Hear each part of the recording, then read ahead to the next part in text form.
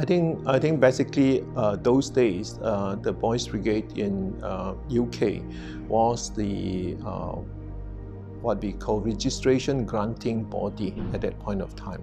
So and not forgetting that the country was yet to achieve independence. So therefore registration was actually done with London rather than with Kuala Lumpur or Penang for that matter. Only with the establishment of the Federated Council, then the subsequent establishment of companies and also registration of companies were done in the country.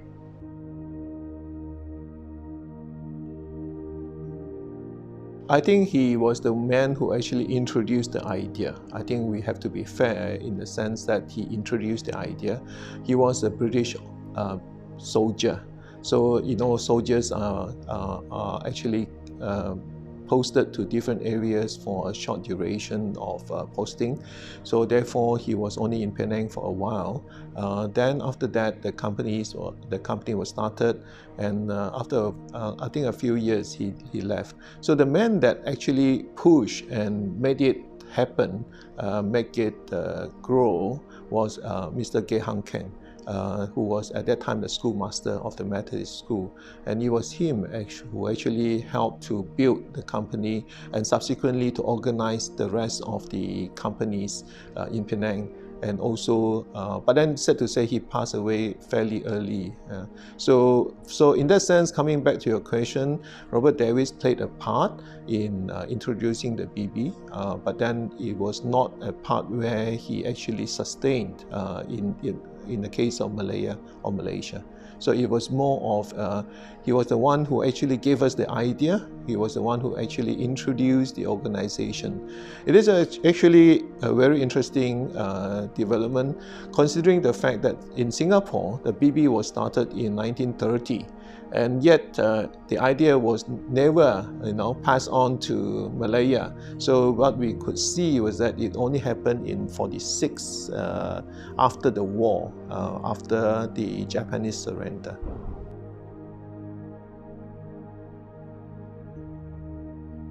I think basically just as we're heading towards independence, I think there was a need to organize. I think that was the time when the leaders got together to discuss as to how and when do we want to do it. So by the time we achieved independence, the Boys Brigade was also invited to march to the stadium and as part of the Merdeka celebration. So that gives us a lot of honor in that sense. It also goes to show that the BB in Malaya was already organized and recognized.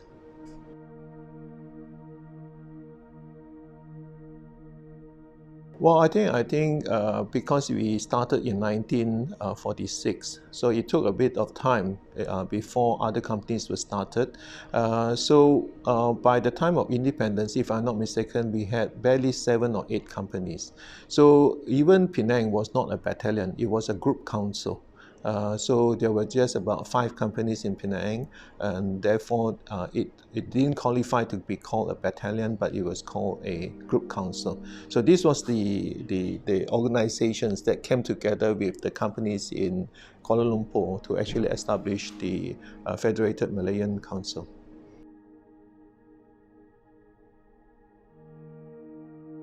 So when the book was written in 1996, that was the first time that we were actually looking into the details of how the national body was being organized. So in 1957, when we first achieved independence, the first organization that we set up was the Federated Malayan Council, or the Boys Brigade. So basically, it's an attempt to bring together all the companies from different regions. At that time, I think the northern region, especially Penang areas, and also a bit of on the central part, which is the Kuala Lumpur side. These are the only companies that we have at that time. So when they came together as a new nation, there was a need for a council, and the council was the Federated Malayan Council. So, but then in 1963, when the country came together again, with an expanded territory to include Singapore, Sabah and Sarawak. So there was a need to actually change the name from the Federated Malayan Council to be a Boys Brigade in Malaysia. So the word Malaysia was used for the first time in our organization because of the formation of Malaysia on the 16th of September 1963. So hence the change of name. But to be fair, at that point of time, of course, Singapore Battalion was a very big and well-established organization. So it came together with the Malayan counterparts to actually form this organization. But in Sarawak, on Borneo side, there's only the first coaching company which was started before the before Malaysia.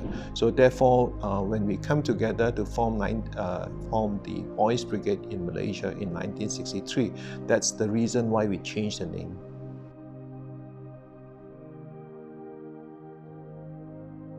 Sarawak first, Kuching started first, then Sabah was only in 1967. When the first Jesselton company was established. Then it changed its name to first Kota Kinabalu Company when the city changed its name towards the end of that year.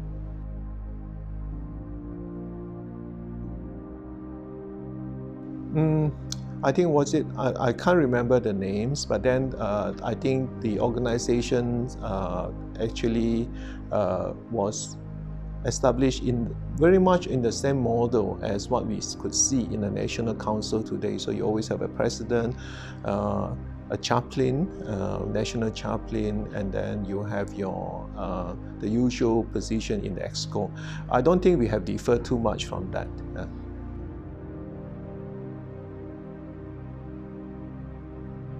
If I'm not mistaken, it came as a kind of camp, a national camp, and during that camp there was this effort to actually have a review. Review means a parade where there was an inspection and so on. So that was done, and there were also some competitions of band and also musical band and so on. So hence it seemed to be something quite interesting, and it's something that a lot of boys would look forward to, and therefore the name was later changed to Pesta, the word Pesta, to reflect the kind of atmosphere where people come together for a camp, almost like a camp, but then the emphasis was the review, and also the kind of it was always a parade, then you always have the competitions. So this was sustained for many years actually.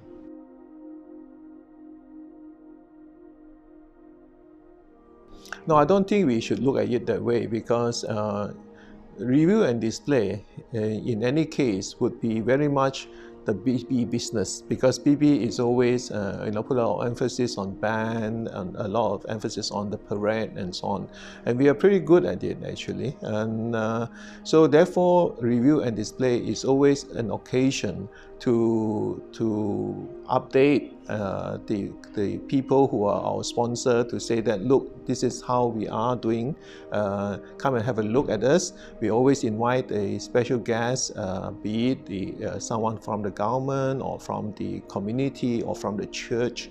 So they will come and, being the guest of honor, say some nice words of compliment to the boys and officers. And these are good occasions where the BB actually come together to celebrate achievements. So therefore, in some of the reviews and display, we always have awards, prize giving ceremonies and so on. So certain awards were given and so on. So in our case, when you evolve into PESTA, then you have these all these special band awards, drill awards. Now we even have dancing award and singing award and so on. So that goes to show that the BB has evolved and also developed rather well in that sense. So in that sense, review and display is very much a part and parcel of BB, not just UK for that matter, but all over the world we always have review and display. Just that maybe the names may be different and so on. So in our case, we use every PESTA as a kind of national camp, so to say, but it is strictly speaking, it's not really a camp per se, but then people come together, and then we always start with a big bang, with a big parade, and then and the awards are given. Nowadays, even the founders' pages were awarded during that occasion, and so on. So yeah, so review and display has evolved somewhat into a PESTA function. Yeah.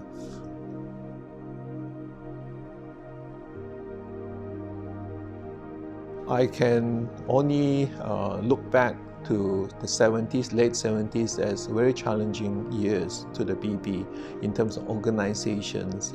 National organization was non-existent. We have, of course, the council, but we never had that kind of full-time people to run the show and so on.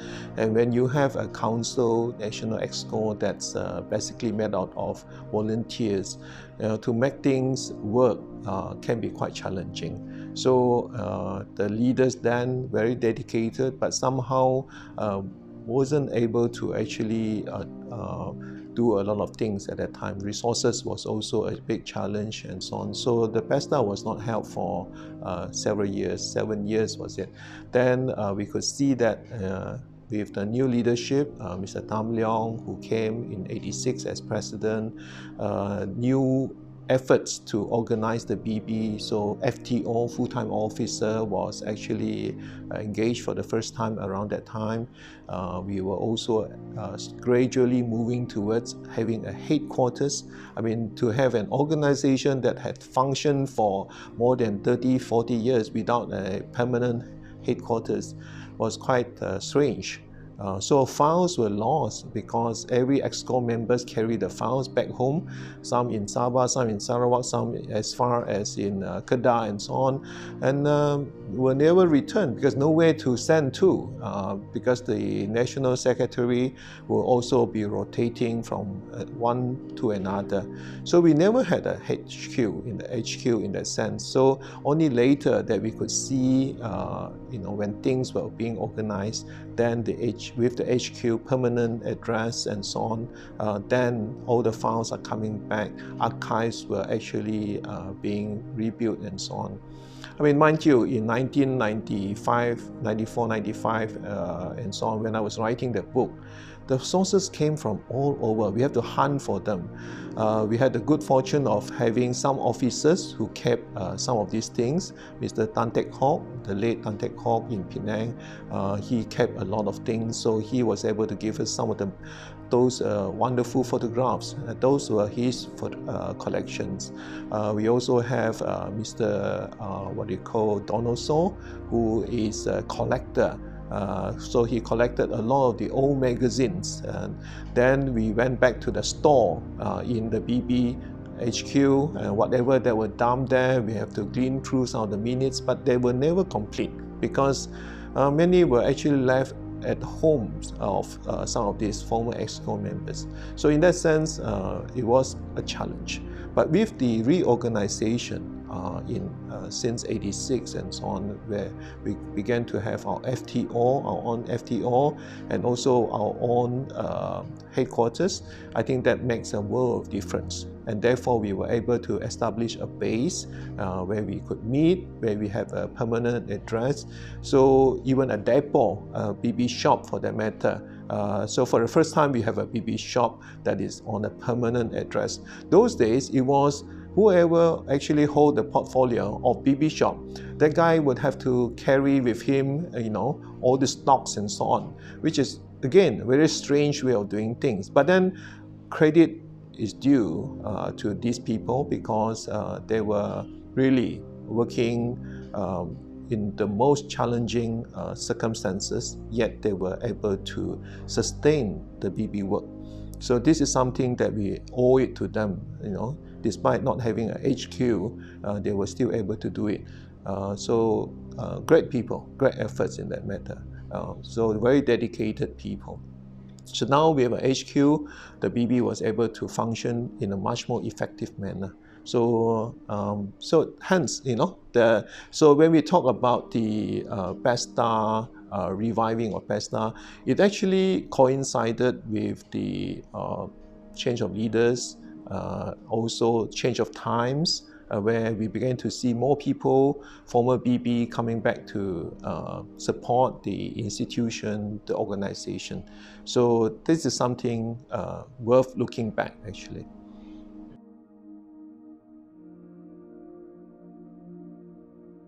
There were not too many people doing history. So I'm one of those, what you call the Chinese say, 冷门, as very rare. So when they found that I was doing history, the council asked me whether I could actually help to write a book. So that was the time when I said, okay, but you have to allow me resources and so on. So I was able to travel to Penang, to different places to talk to people, to look at their sources and so on. Even went down to Singapore to look at their side of the collection and so on. So that book would not be possible without all this help that we got from different people who were very generous. At that time, even Mr. K. Tam, Mr. Lim K. Tam was very kind to actually help to read through the text, corrected a lot of things and so on. So we were able to produce a book that is small, very, very small book, but at least it provides us with quite a bit of information, basic information that anyone who is willing to do a bit more work about different locations and so on, those are the information that may help to build on other histories of different locations and so on.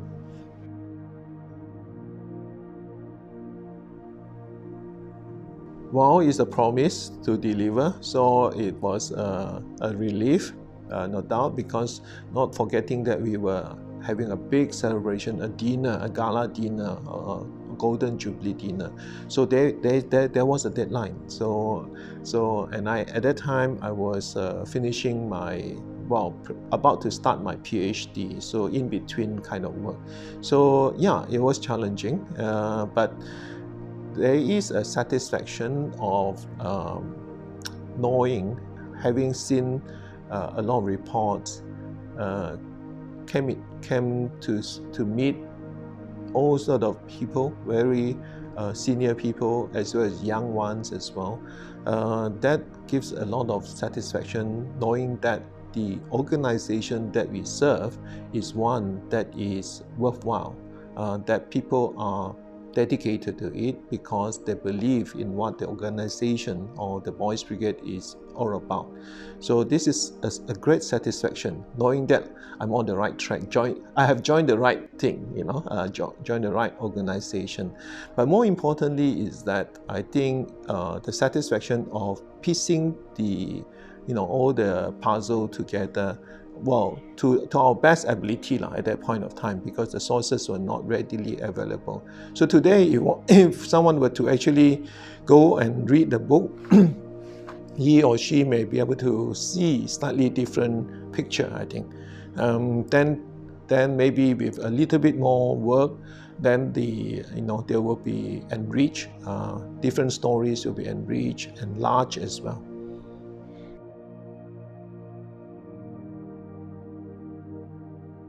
Well, as long as I have the energy, but more importantly is the resources.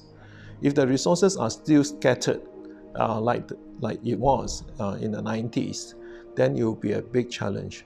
So if the BBM is able to devote a bit of time to build out the archives, there should be an effort to actually ask people to send in different type of materials. Old files will be very useful. Old magazines, if they don't want them. Old pictures, photographs.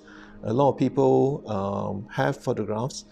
If they want to give them to the BB, that would be fantastic. But if not, at least BBM can actually borrow, loan them, ask to be loaned to scan them. Today the scanners are fantastic, and so there's no issue of not getting them actually. So I think whoever is going to write an 80th anniversary book, then it has to be someone who have access to sufficient materials. It was very difficult to piece them together. And mind you, at that point of time, in 1995, scanner was scarce. It was not readily available, expensive. And therefore, when we use those materials, after I used them, I actually returned them. So we actually returned all these photographs to different people. The magazines, I remember Mr. Donald Stoll came for a national, Brigade Council meeting. So I said, okay, you're going to come. These are yours, so you please take them back. So he has to, bungkus the thing and then bring them back. But there you are, you see. The materials went back to the owners. But BBM could not keep them because those were personal in that sense. So if they are willing to give up, they'll be good. But then if not, at least we can scan them for the future references and so on. The BBM actually developed over the years also the materials, very good materials for training. Of course, they may suit different times and so on. But it would be good to actually look through them and see how we actually, what we went through, how the BB went through, and what kind of experience that we actually had with different times and so on. So boys of different times will think differently, perhaps.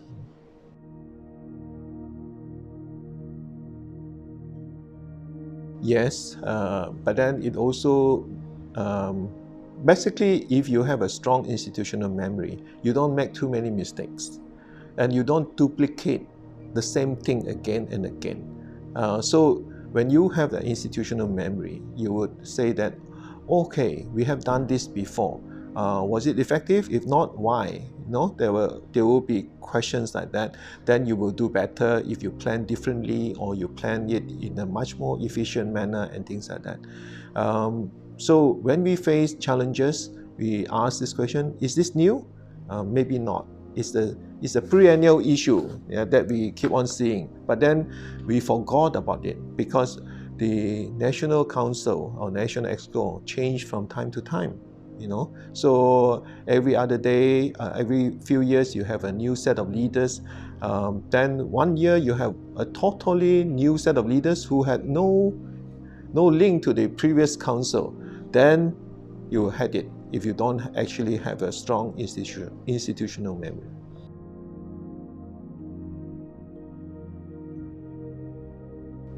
Well, the BB, what that we see today, has a lot of tradition. So you can see that we are still wearing almost identical uniform. We still do quite a lot of things similar to people who were here, say, 60 years ago and things like that.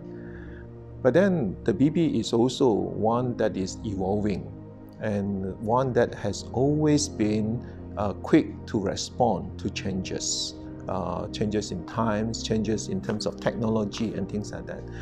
And it is thanks to such ability to, of the leaders to foresee the future, the need to change, the need to adapt and things like that, that the BB is able to develop to what it is today.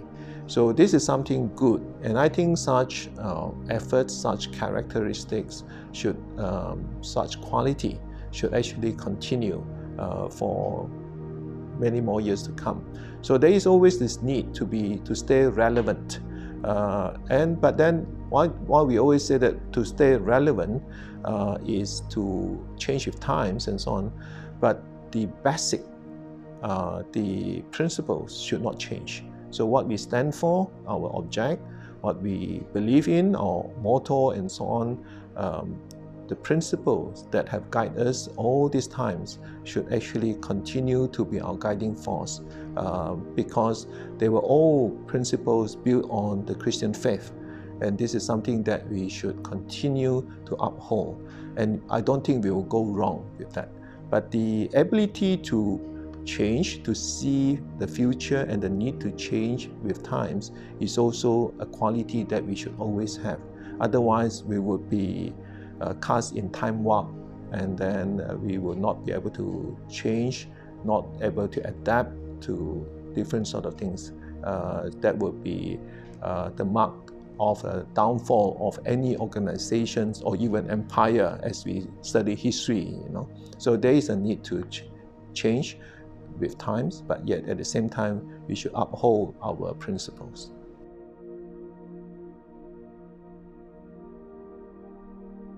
Well, I think if you are part of DB, I think we should continue to live on the principles that we were taught, to hold on to our objects, the BB objects, to remember the BB prayers, that the words there are very interesting. It talks about loyalty in friendship and things like that. So it's not just a question of dealing with God, but it's also dealing with our fellow boys and officers and friends. So this is something that I think we should hold on to. And I must say that to those prospective parents who if your boy is, or girls now, that we have girls swing in some companies, or rather not girls swing. Nowadays we have girls in the boys brigade in some companies. If your boy or girl is not with the BB, I think it's time to think about, rethink about this. And the BB is an adventure that will set you right in life and for life. And this is something that I strongly believe in. I think the BB is a very worthwhile organization to be considered. It has changed the lives of thousands of people, young people who went through the ranks. I think a lot of them would have been lost if not because of the BB. And I think the church will do well to support an organization such as the Boys Brigade. And the Boys Brigade will definitely contribute, the boys will definitely contribute to the society as well as to the church in the long run. Yeah, so it's a worthwhile adventure, it's a worthwhile investment for churches to consider starting the Boys Brigade. Thank you for having me for this interview. This is my brigade story.